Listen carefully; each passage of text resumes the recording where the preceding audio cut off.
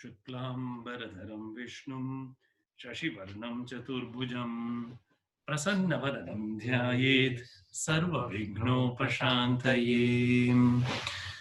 ॐ सिन्दूरारुणविग्रहां त्रिनयनां माणिक्यमौलिस्फुरत्तारानायकशेखरां स्मितमुखीमापीनवक्षोरुहां पाणिभ्यां मलिपूर्णरत्नचषकं रक्तोत्पलं बिभ्रतीं सौम्यां रत्नघटस्थरक्तचरणां ध्यायेत् परामम्बिकाम्। ॐ ध्यायेन्नित्यं महेशं रजतगिरिनिभं चारुचन्द्रावतंसं रत्नाकल्पोज्ज्वलांगं परशुमृगवराभीतिहस्तं प्रसन्नं पद्मासीनं समन्तात् स्तुतममरगणैः व्याघ्रकृत्तिं वसानं विश्वाद्यं विश्वबीजं निखिलभयहरं पञ्चवक्त्रं त्रिनेत्रम् ॐ नारायणं नमस्कृत्य नरं चैव नरोत्तमं देवीं सरस्वतीं व्यासं ततो जयमुदीरयेत्। गुरुर्ब्रह्मा गुरुर्विष्णु गुरुर्देवो महेश्वरः गुरुः साक्षात् परं ब्रह्म तस्मै श्री गुरवे नमः।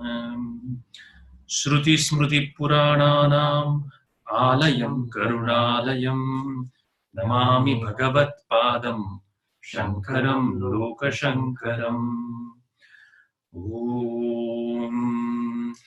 सहना भवतु सहनौ भुनक्तु सह वीर्यं करवावहै तेजस्विनावधीतमस्तु मा विद्विषावहै।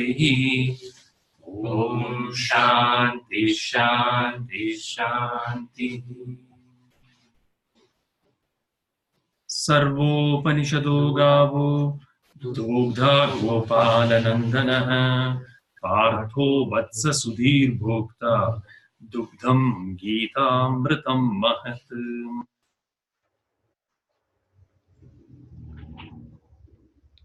Namaste everyone. Shall we start our set of memorized verses? Om Dhritarashtra Uvacha Dharmakshetre Kurukshetre Samaveta Mamaka Pandavaschaiva Kimakurvata Sanjaya.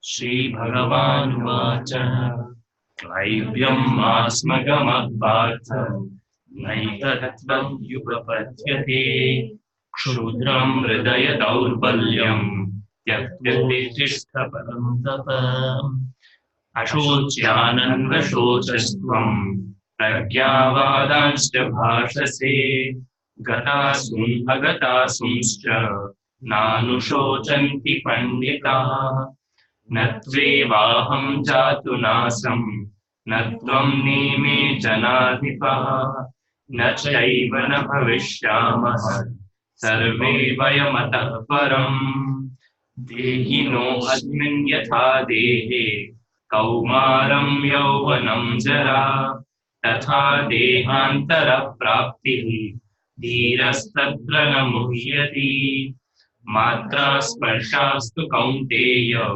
Shitoshna sukha dukkhada Agamapahino anityaha Tamstitikshasva bharata Avinashi tu tadviddhi येन सर्वमिदं ततं विनाशम् अव्ययस्यास्य न कश्चित् कर्तुमर्हसि अन्तवन्त इमे देहा नित्यस्योक्ताः शरीरिणः अनाशिनो अप्रमेयस्य तस्माद् युध्यस्व भारत य एनं वेत्ति हन्तारं यश्चैनं मन्यते हतम् उभौ तौ न विजानीतो नायं हन्ति न हन्यते न जायते म्रियते वा कदाचित् नायं भूत्वा भविता वा न भूयः अजो नित्यः शाश्वतोऽयं पुराणो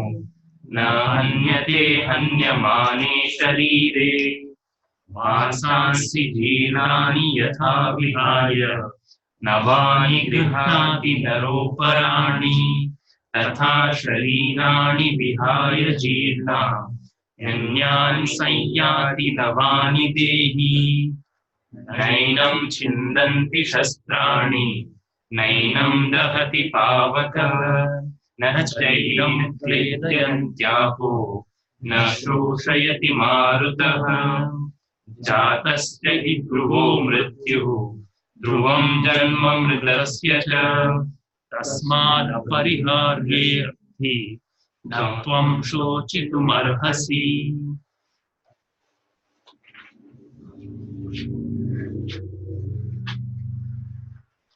Very nice. Okay. So today's plan. So a little bit about logistics of our class. So today is week 8.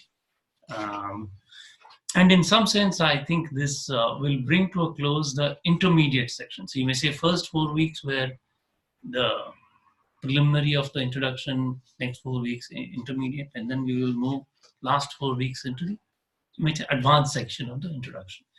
And then we will see what we will see, what we want to do after that. So next week, week 9, November 23rd, I thought we will have a special session. What would be nice is if everyone could think of one point in the last 8 weeks that you feel particularly moved strongly about. And it can be anything, something that you've heard in the last 8 weeks. What would be particularly nice is if you could queue up to that part in the videos and share it with Pranav. You will have 5 minutes for each person. And you can queue that, and then you can give your response to it within that 5 minutes. So you can share with the class. What is one sort of, and it can be an objection also. You don't have to agree with what is said, right? If maybe you feel very strongly about something and you think you have an oppositional view, it's okay, right? It'll be nice to share it. On the other hand, maybe you're deeply moved by something that you agrees with your wisdom and you think it is nice to share. I think that'll be very useful. Besides, it serves a dual purpose. I will actually be out of town, but I will log in remotely through Zoom. And Pranav will conduct the initial part, and then you can all come and have this feedback. I think it'll be very nice for everyone. Also makes you feel more involved in the class and gives a chance for you to articulate what is it in the class that is particularly moving. Because this is all about an individual transformation, right? It's not the book is there for everyone to read. The question is, how does it actually affect you, right? So if you'll prepare for that, that'll be very nice. Please keep to the 5 minutes limit, because depending on, I just did a rough estimate. I think that will give enough time for everyone to go comfortably, right? And we can go in reverse alphabetical order so that anyone who has names starting with AA in the last doesn't come first. Trying to be kind to everyone, right? Yes, My last name or my first name? Which one helps you? If you go by first name, you would have preferred to go in alphabetical, right? Your last name is Aduri, right? Last name is Aduri, right? Yeah. So you might come a little late, Chetas, but you'll have your chance. Yeah. So anyway, I'm joking. Pranav will decide how to set everyone up. Maybe we'll have the children go first. Special concession, right? So anyway, it'll hopefully be fun and you'll all enjoy it. So it will also give a chance to for you to go through and see which review the videos in some sense. I'll give you a little hint. If you're looking for something particular, there is a feature called transcript on YouTube, which actually generates the transcript. It is completely inaccurate because it will murder all the Sanskrit words, but you can search for the English words. Actually, you may get a bit of a laugh out of seeing the automatic transcript. Anyway, so hopefully that'll be fun. What do you think? You look forward to it? Is it enjoyable? Something to more interactive? Okay. And then my plan is week 10, 11, 12 will be November 30th, December 7th, December 14th. So hopefully we will be able to conclude the introduction by about mid-December. And then we'll see what everyone feels, what you want to do moving forward. So last time, couple of things we were talking about. So we were talking about this idea of the, and by the way, to preface that, the text talks about, chapter 2 is focused pretty much on Sri Krishna is giving Arjuna the advice of not grieving at the concept of death. Right? That can seem a bit of a dark thing, but actually it's not. The truth, as I told you, is that although we are dwelling on that point a bit, its understanding makes life joyous. There's something to not lose sight of, right? By having the ability and stability of mind to confront that which most people find morbid, renders life itself very joyous.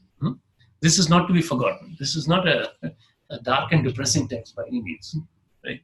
So, but we were talking about this key point last time. I said that the prayana kali, at the time of departure, what should be in one's mind? And does anyone remember what was the... Pardon? Yes. So I said in the traditional thing, there is some mantra japam should be the Lord's name. And as I said, depending on one's tendency, predilection, it can be the Panchakshari, Dwadashakshari, whatever is the chosen item, Ishta Devata's mantra. Now,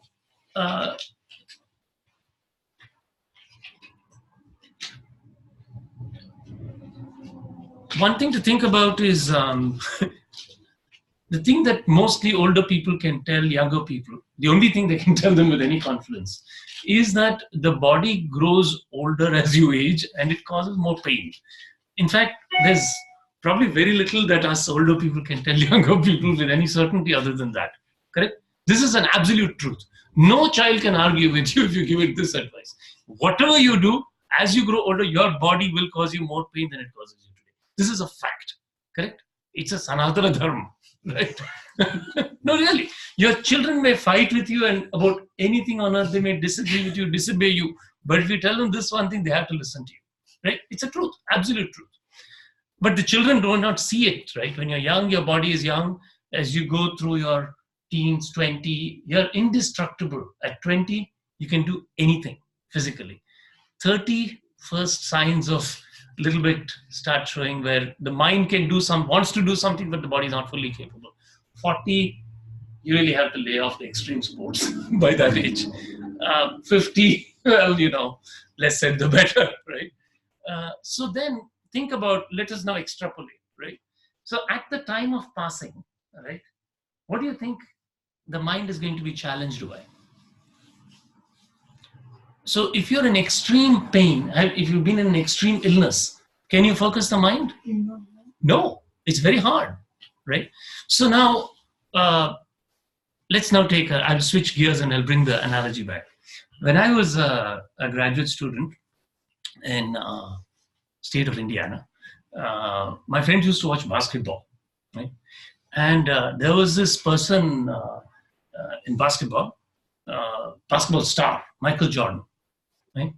He used to play for a team called the Chicago Bulls, right? And although I never watched much sports, this person was phenomenal.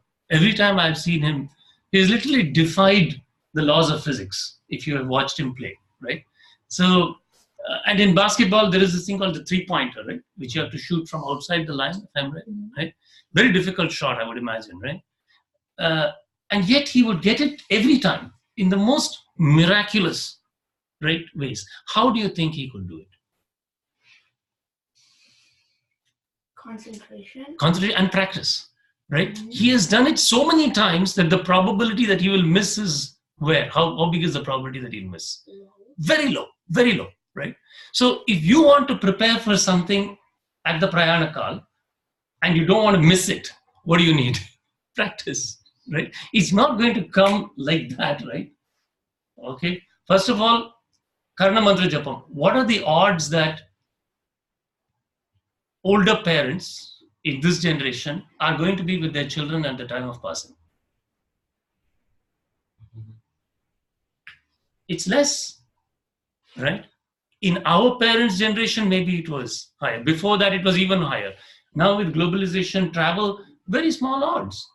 Chances are that an old person at the time of passing will pass alone, or maybe in a hospital, or with somebody else. You don't know that somebody is going to be around to tell you Karna Mantra Japam, right? You have to construct your raft for yourself. Correct? So it will not come like that, right? So if you want to be a Michael Jordan, you got to start practicing, right? Does that make sense? Now think of the costs, okay, of not practicing. As I said, it's like this parking lot. In the parking lot, if you miss the exit, you have to go park again, right? One whole chakkar. Now already, if you trust the words of Guru, 84 crore chakkars have been made. Right? And we got one more try. So, do you really want to blow this one after 84 crore attempts? That's something to think about, right? This is so what is the upay? What is the solution? Solution is something called nitya karma. That is why the daily practice. That's why in one of your things I asked you, what do you do? What is your daily devotion to the Lord? Because a thing will become a habit only if it is at least done daily, right? If it's not done daily, actually, even if you do it daily, between the morning and the evening, you can see how much the mind wanders, right? So some things to reflect on. Right? So just to give you that context. And so now this business of, so any activity that we find, you find people who are at the acme, the pinnacle of their activity have had a lot of practice. You take music. If you like to play music, you go up and you want to perform. If you want to hit the note right, you have to practice it till it becomes second muscle memory, right? You don't even have to think then. It's just automatic, right? That's what the great ancients were telling us, that unless you make this a muscle memory, automatic, it will not be easy. Okay, now, last time we did one activity. Do you remember what is the activity we did? Sheet on top. Right. So remember you had the sheet and we had the Om under it, right? Pranava. So now, so one takeaway we had from this was that this is covering the pranava, so we are not able to see the truth if you believe that the truth is pranava, which is what our Vedam says, right? So, and then we talked about various things. I said we can at least remove the limiting aspects, the fourth quadrant. And I also mentioned to you that the other quadrants are also somehow, other things are also covering. And that there is a special homam called Viraj homam that the sannyasis do. Right? Now, sannyas is one of the ashram, right? It's an ashram. So there are 4: brahmacharya, grahastha, vanaprastha, sannyas. So one should not get the idea that you have to take sannyas or that this is the only way to reach home. That would not make sense, right? Then the Shastras would have said everybody should take sannyas right away, right? Which means, as I joke to my other compatriots in the satsang class, then the Himalayas would get very crowded. If everybody runs away to the Himalayas, they'll get very crowded. Actually, it's not even a joke. Mount Everest is so crowded now, it's like going to the mall. The sad thing is you have to step over all the dead bodies on the way back, apparently. So we have desecrated even the few lonely places in the world by thinking that going there is very important. So that's not the intent, right? The other thing that you will find is, although we are technically covering chapter 2, in these sort of side digressions, we are actually going through a lot of the Gita. When you go and review your 8 weeks, you will find that different parts of the Gita are being referenced. So there is a verse, particularly. So the point to be made here is that even in Grihasthashram, it is possible. And how? So now, in chapter 320, I'll read the verse for you, just as you're reading ahead a little bit, but it will still be since it does come directly from the Bhagavad Gita, it will be good to see that. Karmanaiva hi samsiddhim asthita janakadayah loka sangraham evapi sampashyan kartumarhasi. Karmana eva, that is through works, verily, samsiddhim asthita, attain perfection, Janaka, etc. Janaka and others. Loka sangraham eva, in order to promote the welfare of the world, some parshan kartumarhasi. You ought to perform karma. Right? So, what this is saying is, who is Janak? Do you remember?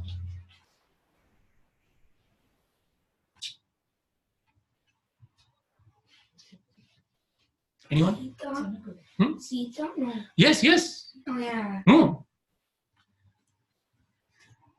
Close. Sita's dad. Exactly.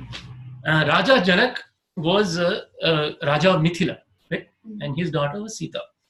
And now, what is not known so much about Raja Janak is he was a Brahmagyani. As a king, he was fully a Jnani. And yet he continued his works with incomplete perfection, right? So the beauty of the Bhagavad Gita is that the ascetic approach is not the only way to attain perfection. Right? This is very important. So in the beginning, when people read this, you'll feel, oh my gosh, I need to get rid of all this stuff. Otherwise, there may be this feeling. This is what the Gita warns against. It says, no, not really. Right? And in a way, it is both a comforting thing also to everyone in their walk of life. That no, that's all right. That is one way. That is prescribed definitely for the sannyasis. But there are others also who have attained this perfection. So I just wanted to give you that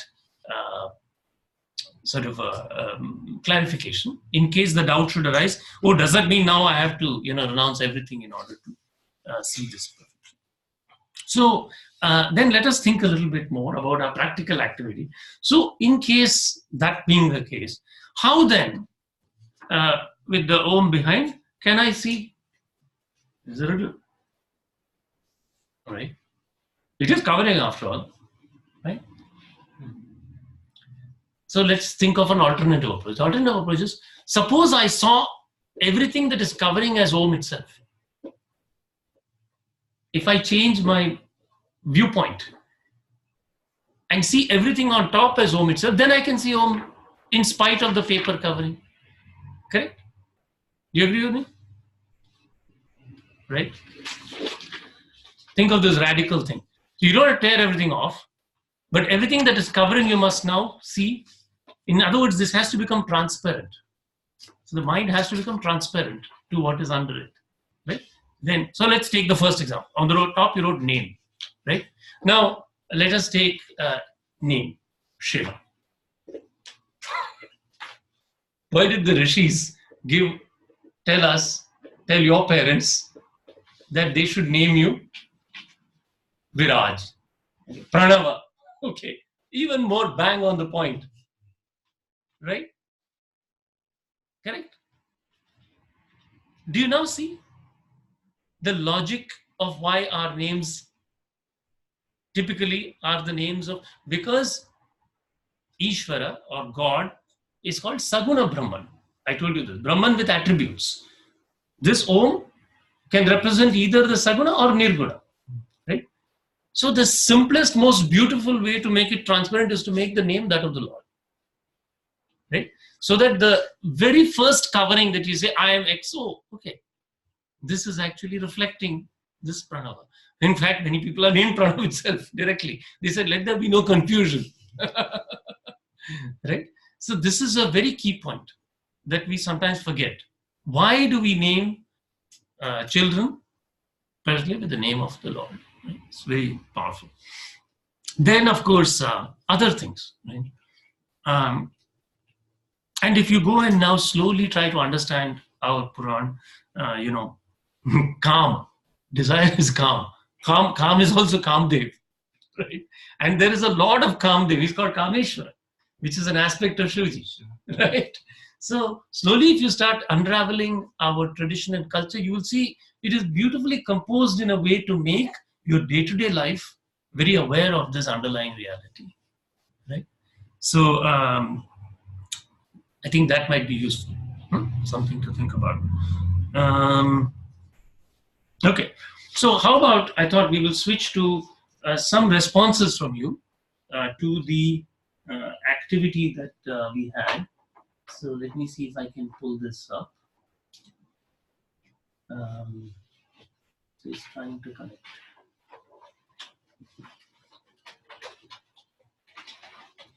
And it's now reconnecting.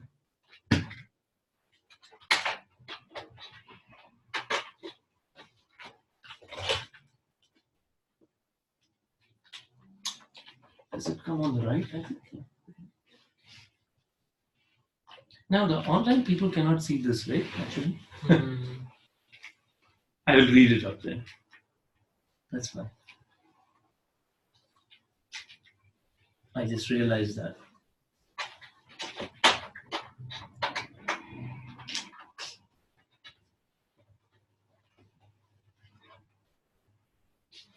Okay. Good.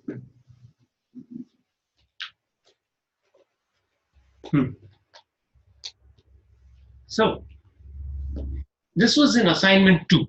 And the question was, what is your daily tapasya? And I will just read some of the responses, which are very interesting. One was, my daily tapasya is waking up early in the morning, even if I sleep late.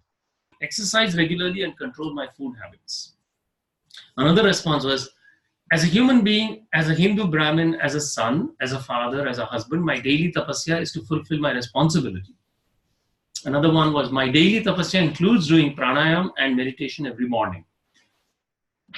Another one was, try to spend as little as possible on food outside. Then another one was, I don't know exactly what tapasya is. Another one was, I'm not sure how to answer.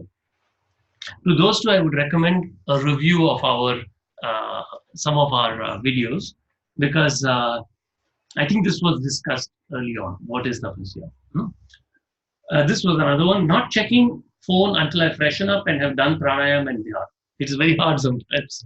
So very beautiful and accurate, right? So all these are somehow restraints we are imposing. They may be small restraints. But if you go back and review the meaning of tapasya, and as I said, it is not important. It doesn't have to be a kathor, like as we say, a very necessary. It is just has to be a beginning. It's very important. From 20 gulab jamuns to 18 is good, right? A reduction of some sort. Standing in Vrikshasana for 6 months in the rain is not necessary, probably yet, right? Then last one was very interesting. He said, making dinner, lunch for my daughter, or in general providing for her, would be my daily tapasya. Very accurate, correct? Right?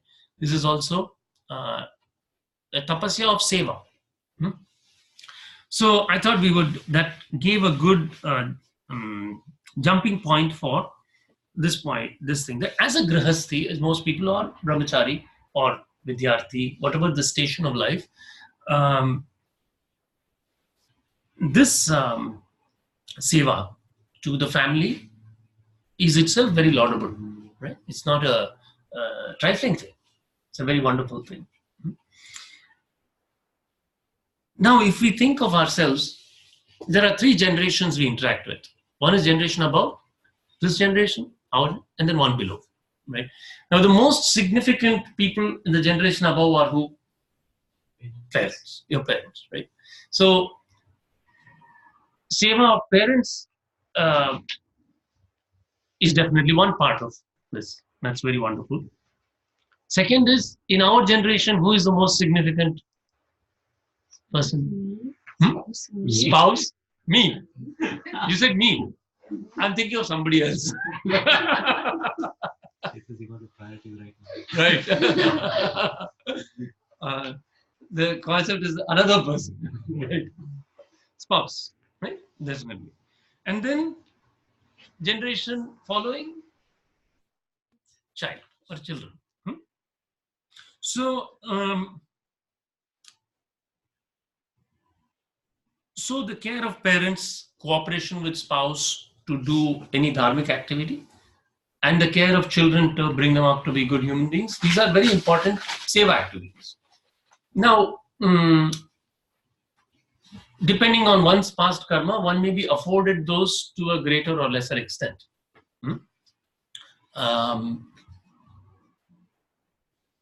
In a sense, each of them is a guru to us.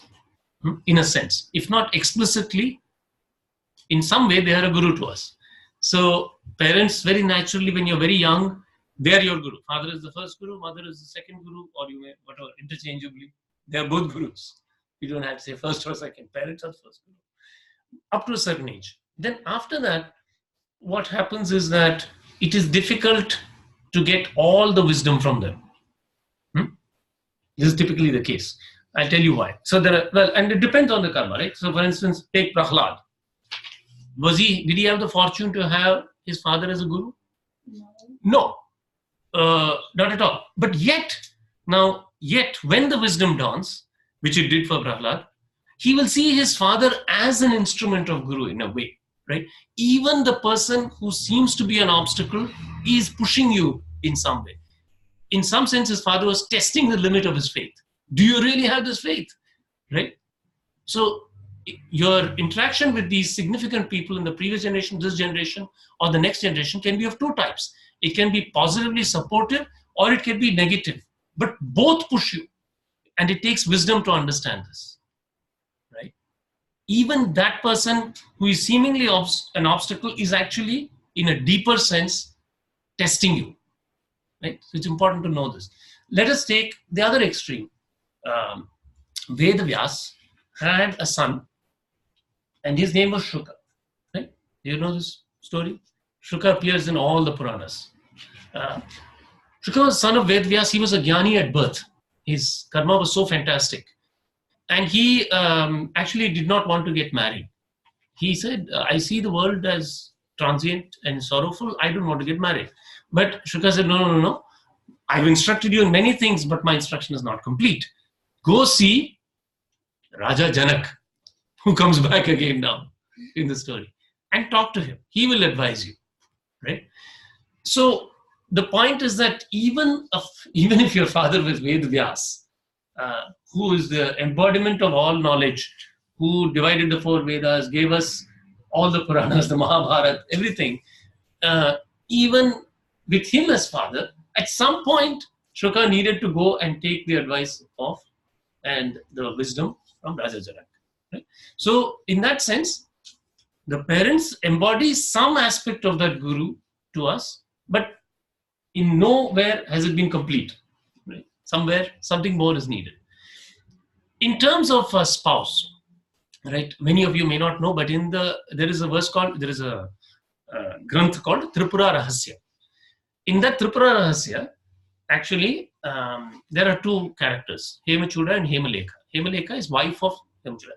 Hemalekha is Brahmagyani. Okay. In this case, the wife instructs the husband in Brahmagyana. Okay. So it's very interesting, beautiful story, right?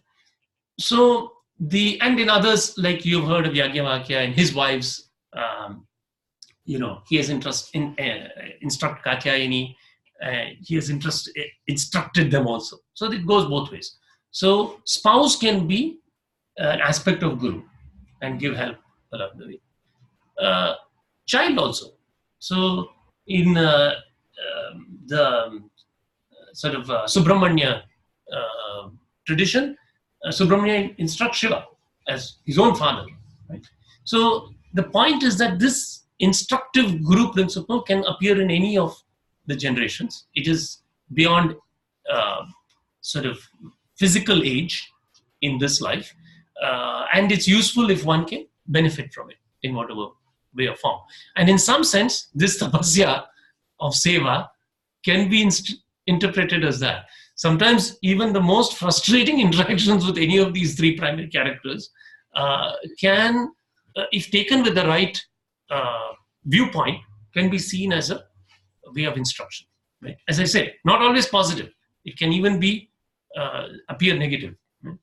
So I think that is why this grihastha ashram can also be a way of doing tapasya in the everyday life. You don't have to run away to the Himalayas and sit on a thorny seat to do it. Right? So, and that is what our Bhagavad Gita keeps telling us. So, but there is one advantage of the guru, who is not one of these three, but who's formally, that guru is objective in a way that none of these very close interactions can be. Actually, the very reason why we send the child away to another guru is because however wise the parent be, they can never be truly objective towards the child. That true objectivity can only come from a third person who is not attached by blood or other attachments. Right? So that is why this guru is very important. And and it's also interesting to say, when we instruct our children, we try to show them the right path. And often, sometimes we may meet with resistance. And then my father used to say, in Tamil we say, which is our people, when they see something in us, a lacuna, they will say it with tears, like crying, as if crying, and say, why do you do like this? He says, when you go out in the world, people will say the same thing but laugh at you because they don't really care. They're not so invested in your benefit, in your welfare. So the same wisdom will come to you either through laughing in the outside world or by the tears of your parents. So at any rate, the guru will neither laugh nor cry with you, but will just tell you what it is. This is the truth. Take it or leave it. So the main message here is how to remove sorrow. I mean, at the end of the day, this idea of death on the battlefield is an example of sorrow. And how to remove that sorrow, how to examine the causes of that sorrow so that it can be removed. This is one main message. And of course, through our grihastha ashram, what we are being taught is we put in a lot of effort for certain things, not all of them bear fruit. And how can we accept those outcomes regardless of the effort we put in? Right? So again, this is tapasya. Right? So in a way, grihastha ashram is a very practical way of doing sadhana in the external world. Very challenging. And then, of course, everyone has to exert self-effort. Right? And one thing I would say, kind of rounding off our discussion of various religions, is everyone should use that aspect of their identity to reach the goal. So, for instance, if born in the Sanatana Dharma tradition, born a Hindu, use your Hinduism. If you're born as a Christian, use Christianity. If you're born as a Muslim, use Islam. If you're born as a Jew, use Judaism as the means to the end. In most cases, conversion is guaranteed to delay reaching the goal. Especially out of Sanatana Dharma, it is guaranteed to delay reaching the goal. There are certain conversions into Sanatana Dharma which can be interpreted as a very rapid progress over many lifetimes happening in that lifetime. But even that has to be examined very carefully, whether it is genuine or it is somehow superficial. Right? But definitely conversion out of the Sanatana Dharma is going to be a delay. It is a loss of tremendous heritage gained over several births, hard won to lose. This is what I would say. So last time we also had two very interesting questions. One actually, Sriram unfortunately is not here. He was ill, so he said he expressed his regret that he could not join. But it was a very good question. He said, so all this is fine. You talked about our Sanskritam, you talked about Upanayan Sanskar, you talked about Anantavrat. But what should one do now? Okay, given that we are here now, some of us might have had the Upanayan Sanskar, some may not have had. What should we do now? It's a very good question, very practical question. So I'll try to address that. It's also connected a little bit to another question that I think Rakshitji asked, and we'll see how. Unfortunately, I think the online people I will have to actually read out, since you cannot see what is being coming up on the screen here. So let's go to it. So what should I do now? And this really relates to two very important themes in the Bhagavad Gita, karma and jnana. Often these are interpreted as work and wisdom. Right? Now, how is karma practiced by aspirants at different levels? This is something which is really the core of this question. Right?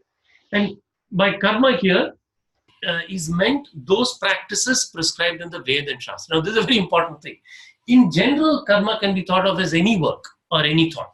Normally, when we use it, we think of it as any work or any thought. But in the Gita verses to which these points refer, it is very specific. Here, karma means the Vedic karmas. Vedic karmas are basically, broadly speaking, you can say 4 types. Nitya karma, Naimittika karma, Nishiddha karma, Kamya and Nishiddha. So Nitya means daily practice. And I told you the importance of that daily practice, because that's the only way that one will attain the perfection for the crucial moment, right? So typically, for those who have had Upanayan Sanskar, this Nitya karma is Sandhya Vandana, right? So there is a particular procedure for it. There is a vidhivat you can do, or the core of that Sandhya Vandanam is Gayatri Japam. And the core of the Gayatri Japam is the Pranava. So one must know this sequence. It is like a nested Russian dolls. So by doing the Sandhya Vandanam, you're doing the Gayatri Japam. By doing the Gayatri Japam, you are focusing on the Pranava. Right? Or it can be any other daily devotion. Like I said, ideally Japa is recommended. And as I said, there are the famous mantras, Panchakshari, Dwadashakshari, depending on your sampradaya. And those ideally taken with Diksha, that is, with the instruction of a guru. Diksha is direction. There are many, many famous stories in our tradition as to how is the power of mantra unleashed. So I'll tell you one funny story. You probably know this one. I might have even said it before. The king and a minister were standing. And the minister was telling the king, well, I have been initiated by a guru in this mantra, and it is being very powerful, very beneficial for me. So the king said, well, tell me the mantra then. Okay, I want to learn it too. The mantri said, well, sir, that cannot possible, because it can only be given to you by the guru. Right? The king said, I am the king and you are my mantri. So you must tell me this mantra and order you to do it. He said, sir, that's not possible. This is a different realm in which you don't have that authority. So he said, why is that? He said, no, because the guru has to give you that. So then he said, okay, what is this whole business about guru giving the mantra? So the minister said, I will explain to you, sir. So there were 2 sipahis, the king's guards standing. He said, take charge of the king. The mantri told the sentries, arrest him. They didn't move. So then he told the king, please give the order. So he said, arrest the minister, the king said. Immediately the sentries jumped and arrested the minister. Right. So then he said, this is the point. In one case, the order was ineffective. In another case, the order was immediately effective. How is that? Right? Because of the authority. The sentries knew that the king has ordered it, and they are beholden to the king. So they will act. But in the case of the mantri, they're not beholden to the mantri, and so they did not act. Right? So through this very beautiful and simple example, he was trying to explain how does the power of mantra get unleashed. Right? So the very meaning of mantra is mananat trayate iti mantra.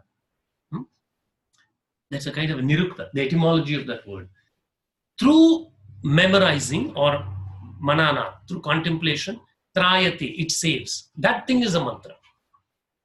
Nowadays, unfortunately, we use mantra for, it has become common parlance. Oh, this is a mantra. I mean, this is stupid, right? It has a very specific meaning. It's a very powerful, charged meaning. That which saves by contemplation of it is a mantra, right? So there are some specific things that will save by contemplation, by mental activity on them, focus on them, concentration on them, repetition. And in that, there is a concept called purascharana. Now you see, Sorry, Shankar, what do you mean by saves here? Saves from the jaws of samsara, from the ocean of samsara, the cycle of suffering and rebirth, birth and death, pleasure and pain. This dualities, it saves from. So that's the precise technical meaning of mantra. And so there are different aspects. First of all, the mantras are obvious. You can see them, right? You can go to any book or online and pick them up. There's nothing wrong with that. Definitely knowing them and reciting them will give you some benefit, right? Ideally, if it was instructed by your father or your parents, even better, right? But the power of the mantra comes in different ways. One is the repetition, the number of repetitions. So we have this thing called purascharana. Purascharana is a very large number of repetitions, 1 lakh for every syllable, right? So that means for Panchakshari, it is 5 lakh repetitions. And this may, to the untutored mind, this may seem really dumb. When I was younger, and there used to be people who would take postcards and write Jai Shri Ram, and I used to think this is really stupid. I'm not being dishonest. I really used to think this is really stupid. This is really dumb, but it's not. Okay, it's not. It's a way of training the mind, and it's only if you train the mind that you'll understand why it is so powerful. On the face, it will look really dumb. Okay, there was once a great sadhu, a great jnani, and when he passed, the disciples entered his room, and there were notebooks upon notebooks, and they thought, "That's great jnani. He must have written something." And in each notebook was only Ram. Right. So when the mind is ignorant and untutored, it thinks these things are useless, right? But you have to do it to know it. Unless you have done a purascharana, you cannot talk about it. It's a fact. It's an absolute fact. You have to do it. When you have done it, then come back and talk, right? Then come back and debate. Is it stupid or is it not stupid, right? And it's not just like that these things are said. It is a large number, undoubtedly, right? But you must do it. So at least if one does 32 a day, twice a day, do it for 1 week, do it for 1 month, do it for a year, and then see the transformation, see the benefits. Without doing it, standing on the outside, one cannot commit. This I will tell you directly from my experience. I'm telling you that there was a time when I poo-pooed it, right? I can tell you that with honesty. And so therefore, why am I saying that? Hopefully for those in my own generation who started with that attitude, maybe it will be inspiring, right? That no, pause, think, do it, and then talk, right? After all, what are the 3 constituents of matter at the subatomic level, Chetas? What is the microscopic composition of matter as we know it? Atoms, Yes, atoms. What are atoms composed of? electrons, neutrons, and protons. Very good. Have you seen all 3 of them? No. Good. But yet you believe it, right? Yeah. Firmly. Good. So there are many things in life that you have not seen, but you believe, right? It's important. One should not throw things out, anything and everything out, just because you don't have direct experience of it yet, right?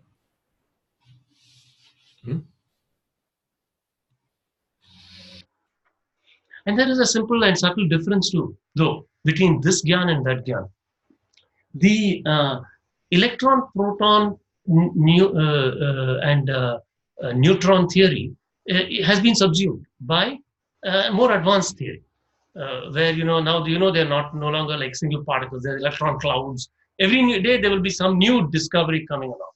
But the truth that I'm talking about will not change. I know it. I know it. I can meet you after how many other generations, and you can ask me, it will not change. Okay, there's something different there. How do you feel so confident about it? That, yes, you must do it to know how to feel that confident. That's all I can tell you. I'm 100% sure it will not change. But do you feel there can be another perspective? No, in this business, it is absolute. That is why it is the absolute truth. And this is a fundamental difference. That's why we call one paravidya, one is aparavidya. Right? There is one that will change. There is another which cannot change. And when you know it, huh? Sorry. So what is the truth? What is the truth? All that we are talking about. Right? That which is written in the Gita, you are never going to have Gita version 2. There's not going to be V2. Ever.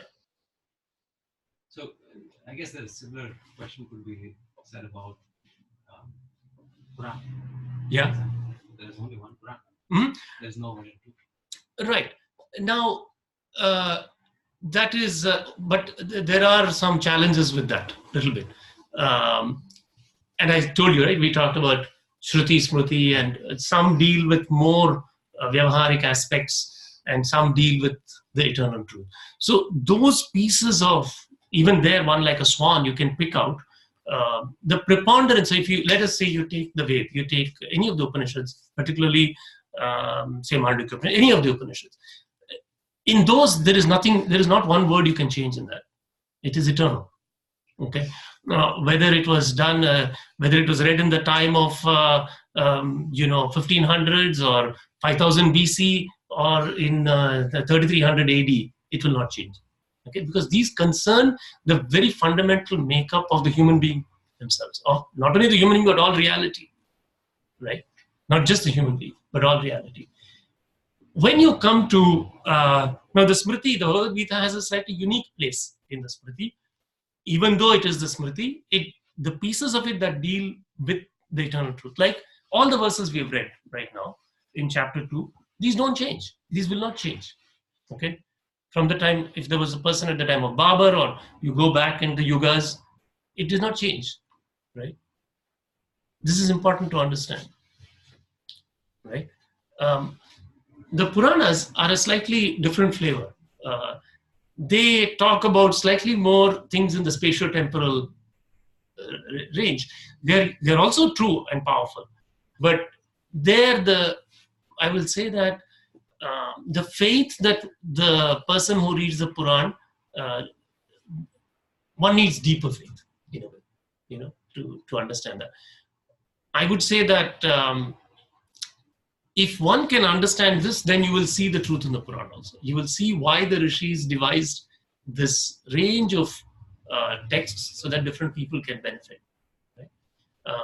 Some things are written in a way that will be questioned more easily by a rational mind. Some things are less questionable. Right? So it depends on the state of the mind, which one they can access. Right? But in the end, they are all definitely manifestations of the truth. And that doesn't mean I'm not trying to decry the science. Okay, with the notion of protons, neutrons, and electrons, we've gone a long way. We do many things in the physical world. It does not mean to say it's useless. Just because it's transient doesn't mean it's useless. It is useful. It's very useful, right? But there has to be a distinction in knowing the difference, right? Whether you're going to make this your life's purpose, or what are you going to choose to do with your life? Okay. One has to know that distinction. So let's continue with this point of karma and jnana. Oh, what happened? The screen is waking up. Yes. So nitya we talked about. Naimittika are basically the ones that relate to the samskaras. They are occasional, like birth of a child, Upanayanam, Vivaha, these samskaras. Actually, everything that relates to the samskaras are naimittika karmas. Then we said kamya. Kamya is done with a desire. Like you remember Raja Dasharath did the Putra Kama Ishti yajna. Putra Kama Ishti. He wanted a child. So he did a yajna in order to get a child. That is a different kind of karma. Different classification. Then finally Nishiddha, which are forbidden karmas. So these are the karmas which we seek prayashchit from. So when we do in the upakarma, yajur upakarma, or any other Vedic Upakarma, we do something called the Mahasankalpam. In the Mahasankalpam, which is the great intention setting, you may say, we review of our life all the Nishidha karmas also we did, and what are the various consequences of those, and seek forgiveness from that. And by seeking forgiveness, we are basically purifying the mind, making the mind so clean that one can then see the underlying reality. Okay, so these are the different kinds of karmas. So now, next slide. I might be pressing the wrong button here. Or maybe it's slow. So here are two kind of classifications. You'll see a set of columns and a set of rows. So the columns pertain to a broad classification of aspirants, if I will say. So in the column first, you see, first column has direct spiritual knowledge. This person is called a Jnani. The second one has indirect knowledge through a guru. Third one lacks spiritual knowledge. These are, you may say, three broad classifications of people. On the rows, you see what are the characteristics of such people, how is this knowledge obtained, and then now you may see people of two types. You may see them performing karmas in what we call the vidhivat, prescribed manner. Right? Another one may not perform karmas at all. And another one may perform karmas in an avidhivat, unorthodox manner. Because after all, at some level, if you take any religion other than ours, there are devotions in other paths also. But by the Sanatana or the certain Shastric definition, they may be unorthodox. Okay? Right? Or within Sanatana Dharma itself, people may perform karmas in ways that we consider unorthodox. So the orthodox, unorthodox depends on the person perceiving it. Fair enough. So the question is, can we get a broad understanding of the mind, how it falls in these three classifications, and what are the characteristics that we see externally, and how can we distinguish? I think this may be helpful to answer the question that was asked, well, what now? Right? What should we do now? To that, what should we do now? So let's first look at the characteristics. The characteristic of direct spiritual knowledge is no questions. Only when no questions arise concerning the Vedas, Gita, or other spiritual texts, because those are answered in Samadhi. This is the characteristic of Jnani. Okay? All the other two will always have questions about the texts. Now, there is only a distinction between the two. If one has indirect knowledge through the Guru, then if that question arises in that mind, that person knows where to get the answers. The mind knows where to get the answers, knows the source. If one lacks spiritual knowledge, then there are various possibilities. You may or may not have, such a mind may or may not have questions at all. It may not care at all about questions related to dharma or spiritual matters. Or such a mind may have questions but does not know where to get the answers. Or it may be confused by conflicting answers to different questions. So think about these characteristics. They're pretty accurate, right? Sometimes the mind is confused by conflicting answers to different questions. Right? Or same question gets answers from different sources and the mind is confused. Right? This is a very standard situation. What should I do? Right? Should I, like one person says, do this, another person says, do this. If I talk to my parents, they say, do something else. If I talk to an uncle, that person says, no, you go and do this vrat. My friends say, let's go out tonight, right? My wife says, we need to go on a vacation, right? My kid says, come and play or watch cartoons with me. So I don't know. There's a wisdom in that also. So one is, right, jolted by these things. So the state where you don't have questions is as blissful as the other state. Ignorance is bliss. If you have no questions and you're having fun, no problem. It's actually not a problematic state at all. It's very good. It has to come from within. Only you have to feel it's important. So the first two may or may not have questions, does not have, actually those two characteristics are easily dismissed as unproblematic. The only problem is bullets 3 and 4. Has questions, does not know where to get answers. Or gets conflicting answers from different sources and does not know what to do. So then there are two choices for this last two. One is take the answer from the guru, right? Or practice on your own and get it directly. Both are perfectly acceptable, right? That's all there is. So in the question of what to do, either exert great self-effort and do it on your own, or you take another person's word as, worth following and go there for the answers, right? That's all there is to it. Very simple. There's really no debate beyond that, right? What do you think? Is this logical or not, right? So there's no point bumbling around there. It's When really we say like do on your own, the question itself is like how do I do? So the texts tell us. So that's what I'm saying. So either you take one text and you pursue that to its limit, right? Or as I said, you follow. And as I said, guru is it's only a medium, right? So has my something my hand. oh, okay. So we are having a little power restart. Oh, it's back. Okay, right.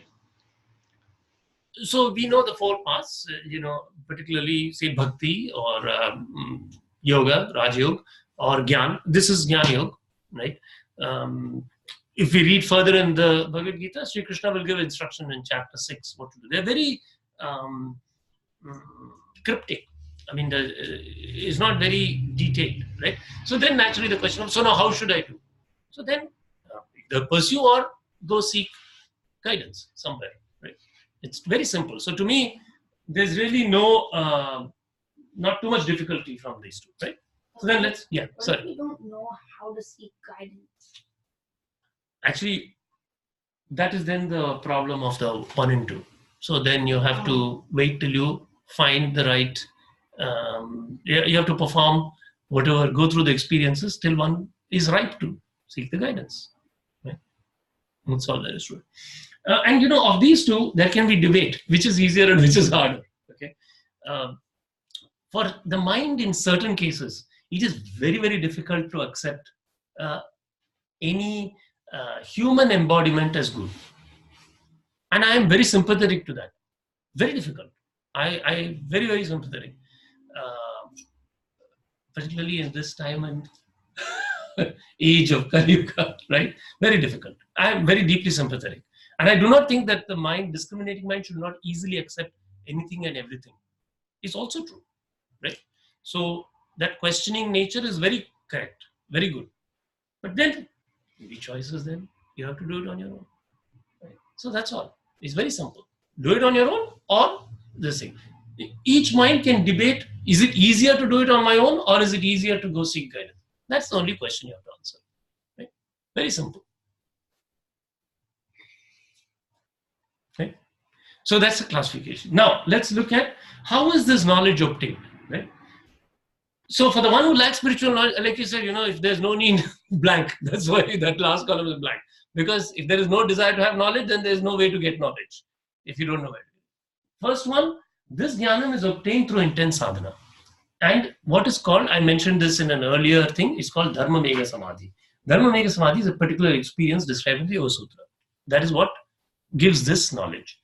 The other way is through indirect knowledge through Guru. So then this is very simple, and if the mind is ready, it is straightforward. You may have questions, but that mind can accept the answers of the Guru. The net result is that mind is not confused by conflicting viewpoints or different answers to the same question because of faith or shraddha in the Guru. Right? Just like, let us say we go to a course on quantum mechanics, right? And there are 3 faculty teaching quantum mechanics. Okay. Who's your favorite quantum mechanician?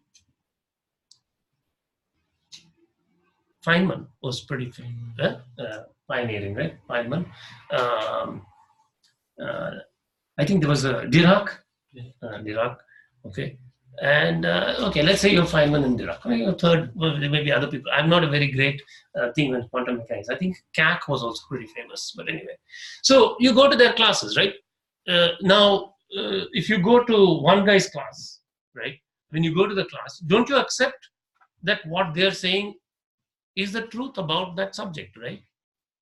Do you or not? Right? If you go and ask them, so how does this work? Don't you accept their answer? Right? Now, you do definitely test it in the realm of your experience. The answer should check out. I mean, if it's a mathematical equation, you can derive it yourself. But if you don't derive it, and the person says, okay, this is the theorem, take it. Don't you accept it? Okay. At least provisionally. Provisionally, you must, right? Otherwise, you cannot make progress. So one thing, it's very important to apply this analogy, right? Do you know everything there is to know from first principles in every class you took? No, you don't. You don't. And yet you've used all the learning you've got in each of those subjects fairly effectively, right? It's the same thing here. That's all there is to it. Right? Now, the difference, Shankar, I believe, is you go to a class and you consider that person a guru, but you realize that's a very small subject, right? This is all encompassing. This is life.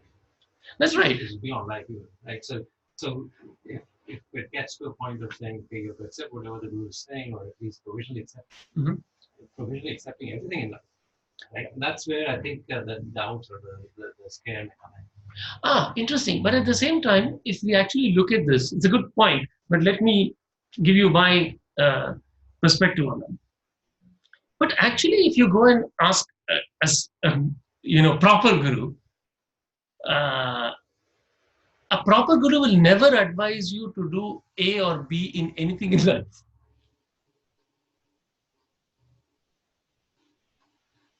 A proper guru will never tell you go and take this course or don't take this course. Believe this theory, don't believe this theory. No guru will tell you that, right? So in some sense, your day-to-day life is highly unaffected by having, right? That's not the province of the guru at all. The province of the guru is not in the external world.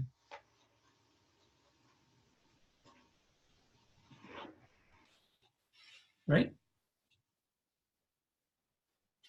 What do you think? In any part of this, have we been prescriptive about anything in the external world? There have been suggestions, right? There's been no prescription, right? Right? No one has said you should do this, right? Particularly with respect to practical things, right? So something to think about, right? What is being prescribed? It depends, of course. I'm not saying this is generically applicable to. There are some gurus who may but then you must apply your discrimination. So you will choose according to the level of your intellect, what is worth following and what is not worth following. I think that's where the question comes in. So there's, intellect is at one level. Right. There's a level beyond that. Yes. Which is what Gita or any religion is trying to get to, right? Saying that intellect is still human. Yes. It's at a sub-level. Right. There's something beyond that. Right. And that's where the challenge comes in, right? That's true. Beyond it requires if I may call it blind faith, to attain that is contradictory right there, right? Should it pass the intellectual test or should it not? So,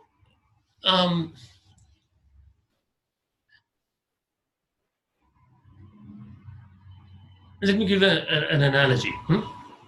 So let's say one is in a theater where the fire is burning. Suddenly they declare there's a fire. You're sitting in a movie theater, it's declared there's a fire, right? And somebody says, hey, there's an exit sign, right? You have to use your feet and hands and all the appurtenances within that realm to get to the exit. You shouldn't hold on to the exit. The exit is not the same as leaving. Okay, the exit is the Veda. And you leave the room. Then when you come out, you see actually there's no fire going on. Okay, it was an illusion, right? So now you definitely have to use the tools available to you within the theater to get out of the theater, right? So the intellect is within the theater. So you must use the intellect, right? Correct? And so you must use logic. It is not that you should abandon logic, right? But you must also recognize when logic is a helper and when it's an impediment. This is discrimination, right? Just like when you go to a class, you will want to prove certain things for yourself in the class. Some things you accept as, okay, that's fine. At this level, that's all I know, right? If I study and I clear this level, then I'll get to the next level where I can examine that, should I choose to, more deeply, right? Okay. When you go and take a class on calculus, if you take it in engineering school, they will say these are the theorems of calculus, right? If you take them, you'll accept it, you follow it. It's only if you follow it that you learn enough to then go take maybe a maths class on calculus, where you will prove the theorems, right? But if you say, I'm not sure that I can accept this, then you won't finish either the engineering class or the maths class, right? But this is true in practical life. How can it be different in the other situation also? So you have to provisionally, whatever you're able to accept that and start following, right? Then see what happens, right? Depending on the energy and propulsion within you, you will push forward, right? So this is what I would say. To me, the analogy is quite reasonable, right? Okay, so if you're at the level of engineering class, take those guidelines, then go to the next one. If you want to go deeper, definitely there is no doubt that one can question everything, right? So now the second point, as I said, there is no compulsion either way. You can either perform the. So let us look at the great gurus, okay? And I'll tell you who my great gurus are. Whether you accept them as great gurus or not is up to you. In our contemporary time, we actually have a physical record of the practices of Sri Ramana Maharshi and Sri Ramakrishna. Mm-hmm. Have you read the life of Ramana Maharshi? I think I encourage you to do that. Read the life of Ramakrishna also. Even if it's a small pamphlet, read something about there. And then you ask yourself which one you're prepared for, right? And I'm not trying to lead you to either one. I'm saying that both options are equally feasible, right? But one should have a clear understanding and not come and with an unclear understanding, right? So this is okay. Let's go on to the next one. Now, who performs karmas in a prescribed manner? Okay, when you see someone performing these karmas in a prescribed manner, what is the type of person? One is a person who is a jnani. There is a classification. You will see this in one of the verses in the Gita. It says, Aruruksho muner yogam karma karanam uchyate. Yogarudhasya tasyaiva shama karanam uchyate. This is a verse from the Bhagavad Gita. Arurukshaha, the one who is climbing the path of yoga. Arurukshaha mune yoga, the one who is the muni who is climbing the path of yoga.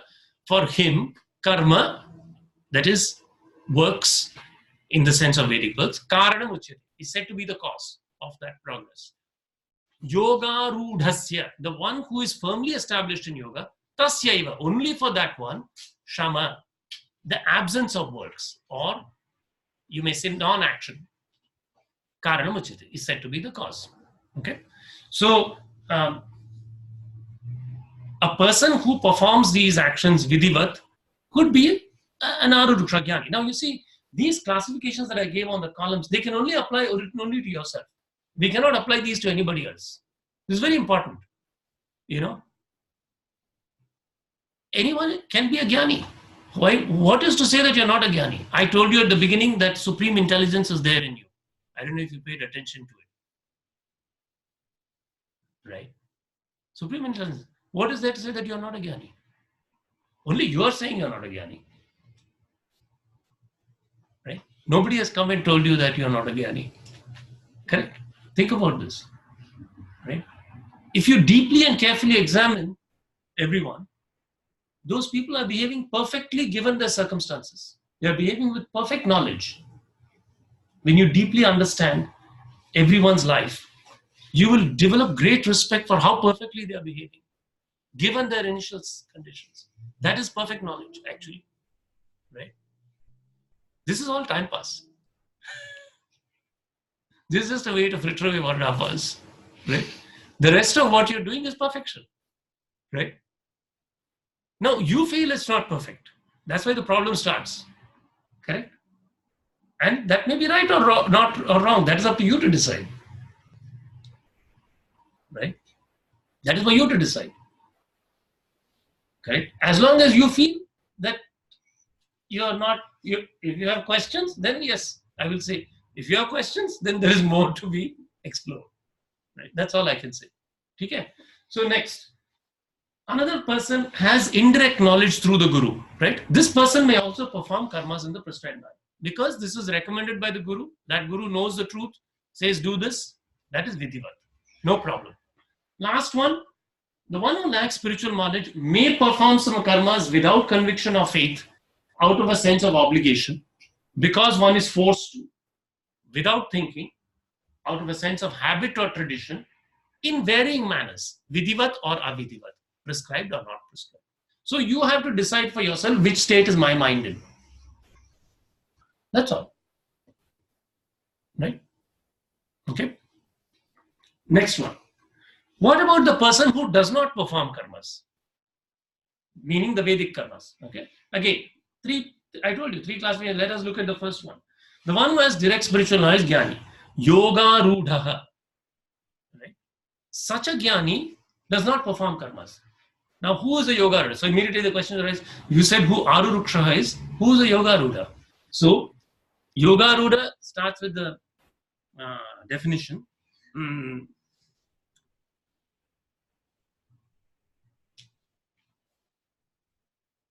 Yada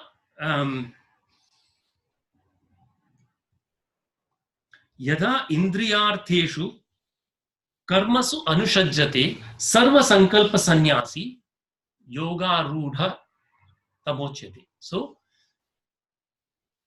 yada indriyartheshu. So, when the objects of the senses, in the objects of the senses and in karmas, there is no longer any interest. Yada indriyartheshu karmasu anushajjate sarva sankalpa, all sankalpas, all very mentations, all concepts, when those have ceased, sarva sankalpa sannyasi, that person is called yoga rudha. Right? Now, I gave you an example. Sri Ramakrishna, he started off as a priest. He was a priest in the Kali temple. Correct? So he was doing all the karmas. Then at one point, and he used to do his Pitru Tarpan for the forefathers, etc. One day he told them that his hands had become Galita Hasta. The hand could not even hold the water and the til for the Tarpan. Right? This is an example of Yoga Rudha. Okay? That person performed their karmas, right, in that and previous lives, attained the state of Yoga Rudha, and then the karma cease. So if you see some person does not perform karmas, it could be that this person is Yoga Rudha. Possible. Right? You can also ask yourself, so when can you not perform karmas? When one is in that state. Right? That's a litmus test for one. Second option, sometimes the guru may tell you that certain karmas are not needed. Okay. For instance, I was telling you about this famous story of the IAS officer who went to Swami Kutasthanand. Right?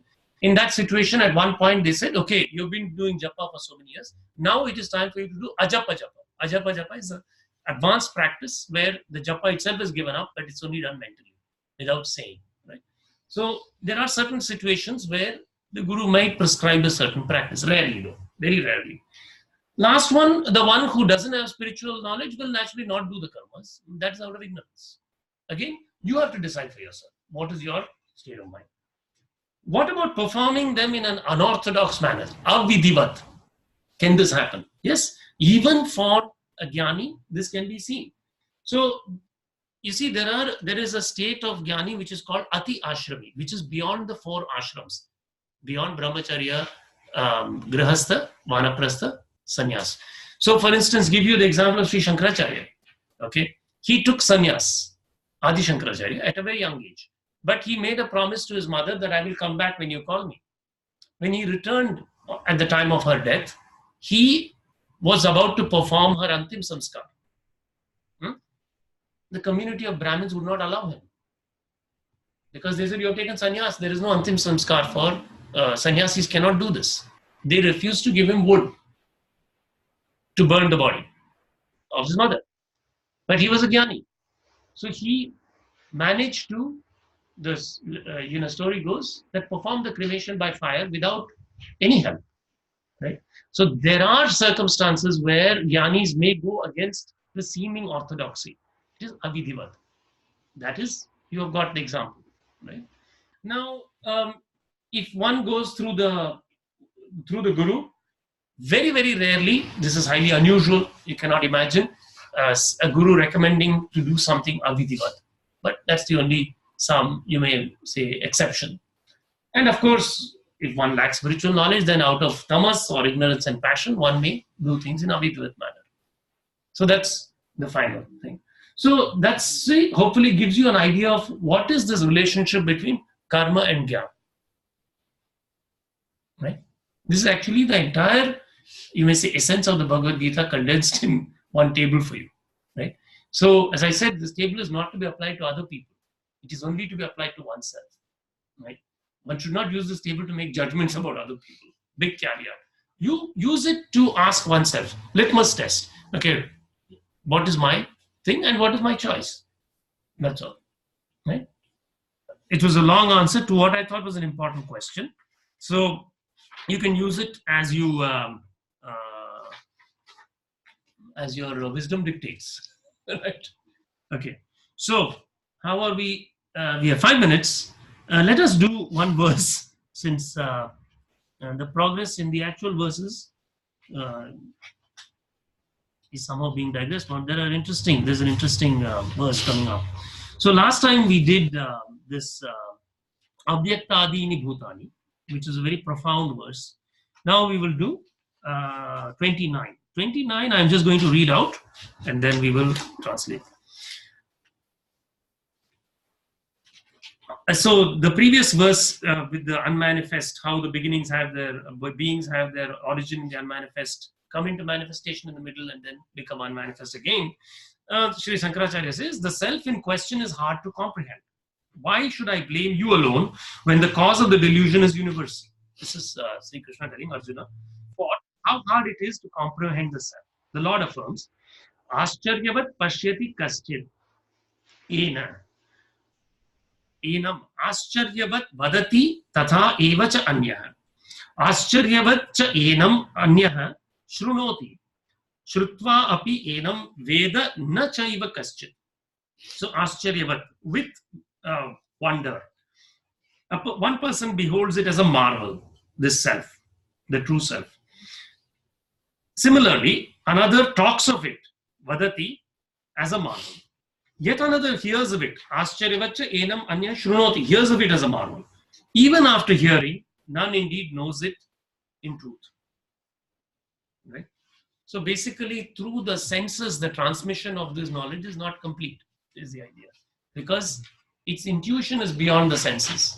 Right? So one may talk about it, one may hear about it, one may behold it in the sensory world, but it is not known through the senses.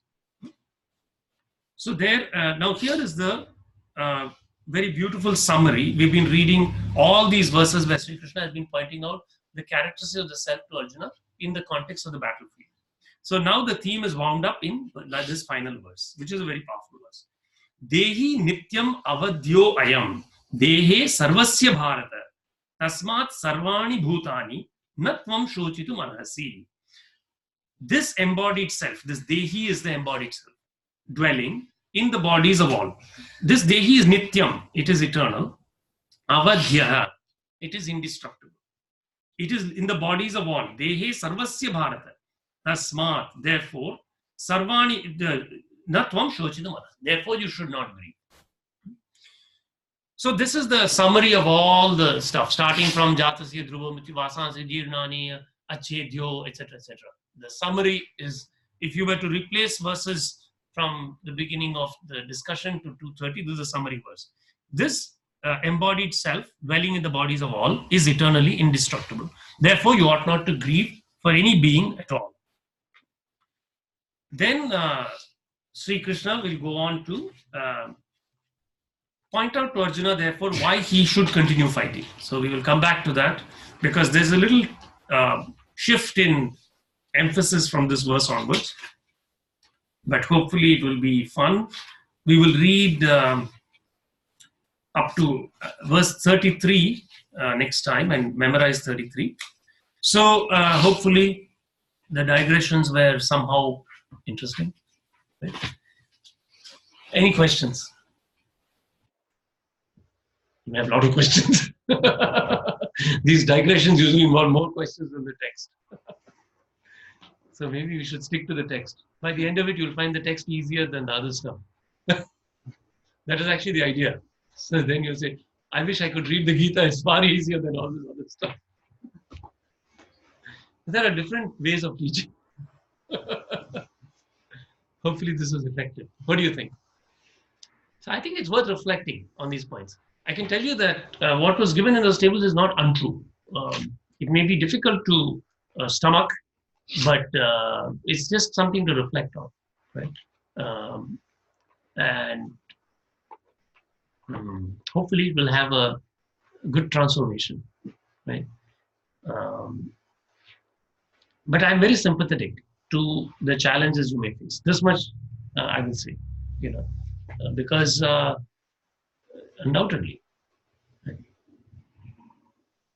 it is not easy and confusing. But nevertheless, what is being said is not untrue in the Gita and other things, right? And some things I think do resonate, right? The notion of practice, without practice and habit, is not going to suddenly come about. Right? That I can tell you for sure. Even from something as simple as playing music. Without practice, you can't nail it at the performance. So similarly, the same applies in all other realms also. So there are some eternal truths. Oh, and I forgot the activity. So there is a activity 2, which we will not be able to get to today, but poor Chetas has been wriggling uncomfortably through this class. But can we show that you made copies? Thank you. So this last activity you did was you had 2 pages, right? You wrote on 1 page and everything. This activity is more fun. Okay, so you can start on this. Your job is we're going to do new activity, right? So in this you can color some, and you have to identify what you're coloring. Okay. Who is that? This one's Ganesha, and this one is Durga Devi. Very nice, right? So you can write on top, and then you can color them. And we'll also do some of this. I enjoy coloring too. And then we will, now you'll see there's a number on top, 1, 2. So this is what Chetas is looking at to our online. And then another one. So you will see they're numbered. So we'll color them and we'll keep them in order and we'll make a booklet at the end of it, right? So, the full copies are towards the end. Yes, thank you. Yes. So to any of you who are who enjoy coloring, like me and Chetas, you can have this. You can take the first 2 or the entire set of 12. And when we finish the coloring, or as we do it, I'll explain to you why the sequence. Right? So we have.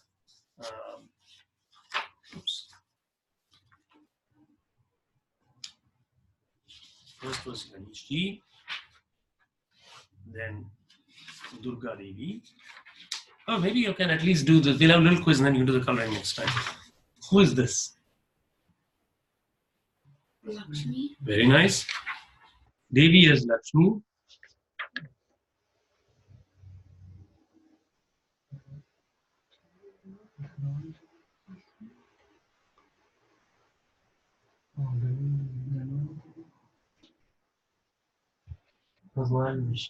Shankh Chakra Gadapani, Dwarka Niliyach.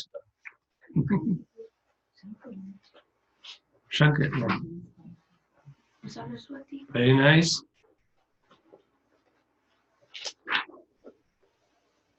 Brahma. Very nice. Shiva. This might be a little hard. Oh, It's. I was trying to find a nice one of Uma. Huh? So you know the word Uma. You know where the word comes from. So her mother told her that she should not engage in such tremendous tapasya. Ma, Uma, don't do this extreme tapasya. But of course, she still did it. So Uma, in her thing of meditating on. Acha. Very good. Om. Mhm. Shiva. Mhm. Brahma. Mhm. Vishnu. Very good.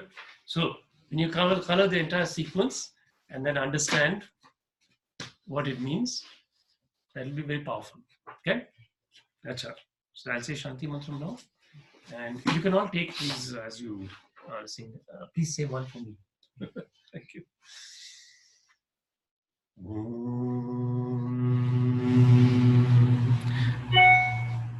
Tacham yora vranimahe gatum yajnaya gatum yajnapataye daivihi swastirastu naham swastirmanushebyah urdhvam jigatu bheshajam shanno astu dvipadehe sham chatushpade Om Shanti Shanti Shanti.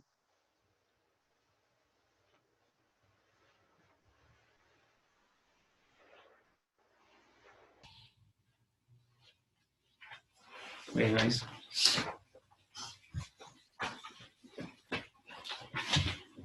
So Pranav will be emailing you about next week, right?